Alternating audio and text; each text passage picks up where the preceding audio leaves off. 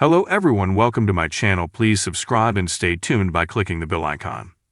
The best Outlander TV adaptations from Rupert and Angus to Frank's desperate search. The TV adaptation of Outlander often stays loyal to the Diana Gabaldon novels, lifting most of its dialogue and scenes straight from the best-selling books. However, over the 7 seasons that have captured the hearts of fans worldwide, there have been instances where show bosses have decided to stray from the source material, reports Insider. Mainly this has been because it makes for better storytelling, while others are simply a result of time constraints. While some of these tweaks from the Outlander books have been welcome, and actually make the story even better, fans have also been outraged at the changes. Here are some of the best changes made to the TV adaptation, and some of the worst.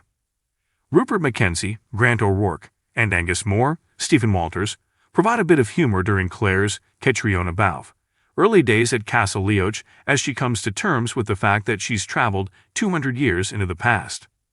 Their witty banter was a welcome addition to the show, given viewers had to watch through some extremely dark moments throughout Season 1.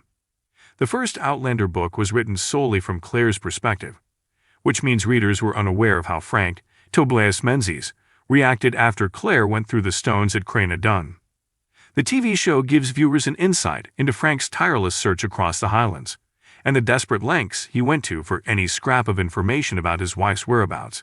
Viewers were able to grasp exactly why Claire felt so conflicted about staying in the past, even after her wedding to Jamie. It also helped give fans an insight into Frank's character, which helps draw a distinct line between Frank and his unfeeling, callous ancestor, Jonathan Blackjack Randall, also played by Menzies. Jamie's godfather's fate is the biggest departure from the books in the TV show.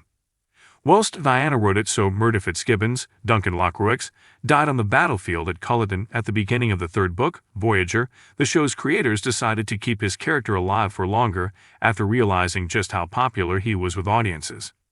In the series, Murdo becomes an extremely important character. He returns on screen when Jamie, Sam Heughan, and Claire are living in North Carolina as a leader in the Regulator movement, which ups the stakes when Jamie is faced with deciding whether to support or help suppress the rebels.